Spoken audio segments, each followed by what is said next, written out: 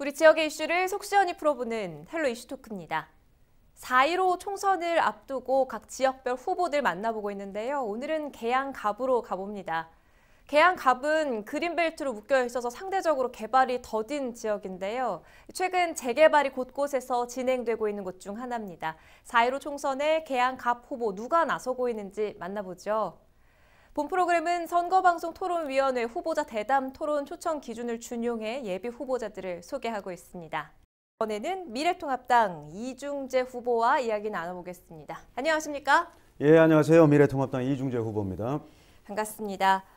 계양갑 미래통합당 후보로 확정이 됐는데요. 이번 총선에 도전하게 된 이유, 출마의 변부터 말씀을 해주시지요. 예, 국회의원직에 도전하게 된 거 저는 크게 두 가지로 말씀드리겠습니다. 첫 번째는 우리 사회의 민주주의와 법치주의가 현 정권에 의해서 처참하게 무너져 내렸다. 좀 쉽게 말씀드리면 상식과 공정함이 아예 없어져 버렸죠.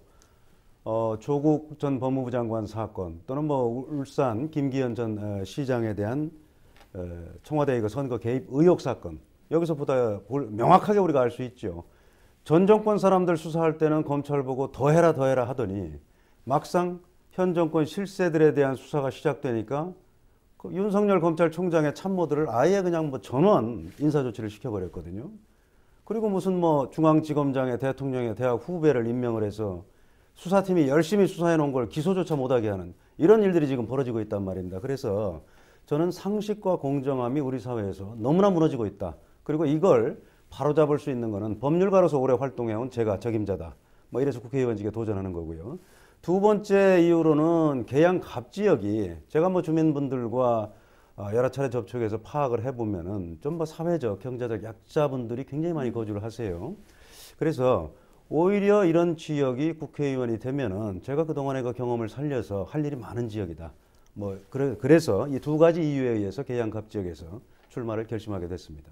예비 후보께서도 지금 살짝 언급을 해주셨는데 이 계양구가 인천시 내에서도 상대적으로 개발이 더딘 곳이지 않습니까? 후보가 생각하는 계양구의 현안 말씀을 해주시죠. 크게 말씀드리면 제가 볼 때 제가 이때까지 파악한 거는 이거예요. 계양갑 지역이 지금 효성 1, 2동, 작전 1, 2동, 그다음에 작전 서운동 5개 동인데 굳이 말씀드리자면 계양구의 원도심 지역이라고 할 수 있습니다. 그래서 이 지역에 사시는 분들이 내가 이 지역의 주인으로서 지역 발전을 위해서 책임감이 크다. 그 책임을 다하겠다. 이런 의식은 굉장히 강하세요. 그렇기 때문에 이 부분은 긍정적인데 막상 현실을 보면 인구는 줄어들고 있고 경제는 뭔가 활력을 잃어가고 있고 이런 현실이기 때문에 제가 생각할 때는 가장 큰 현안은 뭔가 이런 경제, 사회, 문화활동에 활력을 불어넣을 수 있는 마중물을 찾는 것. 이게 이제 가장 큰 현안이라고 저는 생각을 합니다. 네. 자, 그렇다면 그 활력을 어떻게 불어넣을 것인지 이제 구체적인 공약을 좀 들어봐야 할 것 같은데 계양구가 어떻게 바꿀 수가 있을까요? 크게 제가 공약을 대표적인 공약을 한 3가지 정도 말씀드려서 답변에 대신하도록 하겠습니다. 첫 번째는 지금 말씀드린 대로 효성, 작정, 서운 이 넓은 지역에 어떻게 보면 좁다고 할 수 있을지 모르겠습니다만 지하철역이 딱 1개예요. 네. 그러니 이게 우선 이동 수단이 없는데 무슨 경제, 사회, 문화활동에 활력을 불어넣을 수가 있겠습니까? 그래서 제 첫 번째 공약은 이 지역에 지하철역을 반드시 신설하겠다. 그리고 두 번째로는 서부간선 수로가 있습니다. 여기에 이제 유권자 지역분들이 많이 산책도 하시고 그런 곳인데 가보면은 수질도 안 좋고 좀 엉망해요. 지금도 산책을 하고 이런 길입니다만은. 그래서 이 지역을 좀 정비를 해서 주민분들께 깨끗한 운동할 수 있는 산책도 할 수 있고 이런 시설을 제공하겠다. 이게 두 번째 제 공약이 되겠고요. 세 번째로는 청소년들의 건전한 정서 함양 또 여가 활동 활용할 수 있는 공간이 너무 부족해요. 그래서 청소년 문화의 집을 또 만들겠다. 이런 것이 이제 대표적인 제 3가지 공약이 되겠고요. 이거는 아까 말씀드린 대로 뭔가 우리 지역사회에 좀 활력을 불어넣을 수 있는 마중물이다. 저는 그렇게 생각하고 있습니다. 주요 공약 3가지 말씀을 해주셨는데 그중에 첫 번째가 이동 수단이었어요. 사실은 양측 예비 후보 모두가 이 서울 지하철 2호선을 계양과 연결하는 그런 부분을 공약으로 내놨는데 인천시에서도 계양을 거쳐서 청라까지 2호선 연결에 대해 많은 노력을 해왔습니다만 현실적으로 뭐 차량기지 이전 등의 문제가 있었습니다. 그래서 뭐 사업성이나 경제성에 기대에 미치지 못했는데 이 부분을 어떻게 풀어나가실 예정인가요? 우선 인천시에서 계획하고 있는 부분은 뭔가 좀 서울시하고 협의가 안 된 것 같고요. 제가 볼 때는.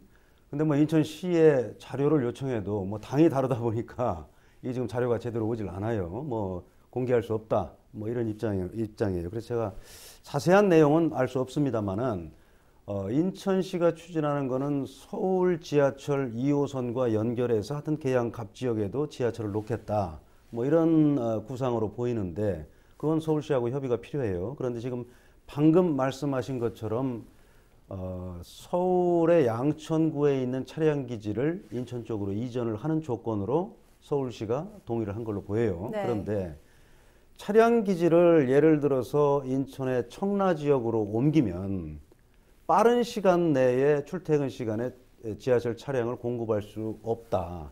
지금 서울시는 그런 우려를 하고 있는 것 같고요. 그렇기 때문에 서울시에서 거부를 한 걸로 보입니다. 그리고 서울시에서는 차량 기지를 이전해야만 그 남는 부지를 활용해서 본인들의 무슨 이익되는 방향으로 활용을 할 수 있는 거 아니겠어요? 그런데 차량 기지를 인천 쪽으로 이전할 수 없다면 서울시에서는 이 일을 할 이유가 없죠.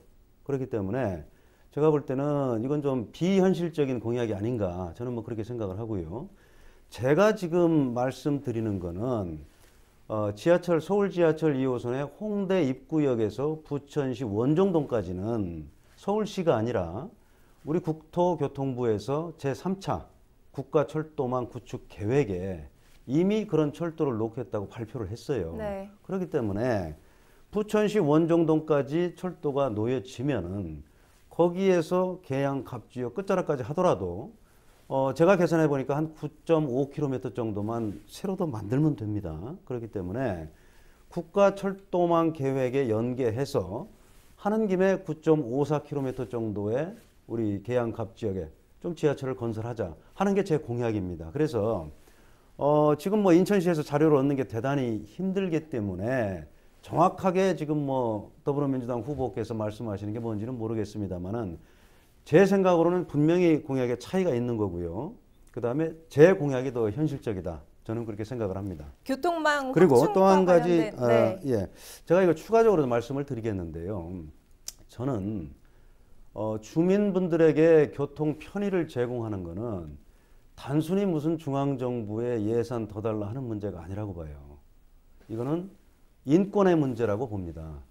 지금 우리가 흔히 고문을 당하지 않을 권리라든가 뭐 표현의 자유라든가 이건 전통적으로 우리가 시민적 정치적 권리라고 하는데 이것만을 인권으로 알아요 보통. 그런데 우리가 경제활동을 하고 사회활동을 하고 문화활동을 하기 위해서는 교통수단이 있어야 되잖아요. 중요하죠. 그 수단 자체를 제공하지 못하는 거는 소위 말하는 경제, 사회, 문화적 권리를 침해하는 거예요. 이거는 기본적인 인권의 문제입니다. 그리고 전통적인 시민적 정치적 권리와 경제, 사회, 문화적 권리는 상호 연관되어 있고 절대 나눌 수 없다.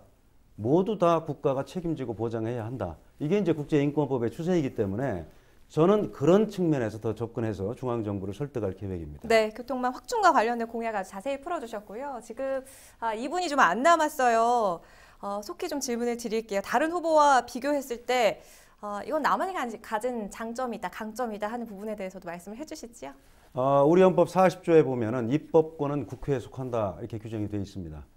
이 말은 거꾸로 얘기하면은 국회의원의 본연의 업무는 법률을 제정하는 거예요. 그러니까 지역 주민들이 필요로 하는 사항 그리고 고통스러워하는 사항 이걸 해소시켜줄 법률을 제정하는 겁니다. 그런 면에서 법률가인 제가 다른 후보에 비해서 가장 강점이 있다고 생각을 합니다.